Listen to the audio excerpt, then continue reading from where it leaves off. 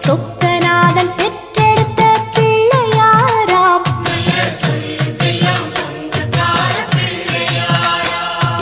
கைலாய மலைய விட்டு தெற்கே வந்தாராம். இந்த பிள்ளையாரு பட்டி கண்டு இருந்து விட்டாராம்.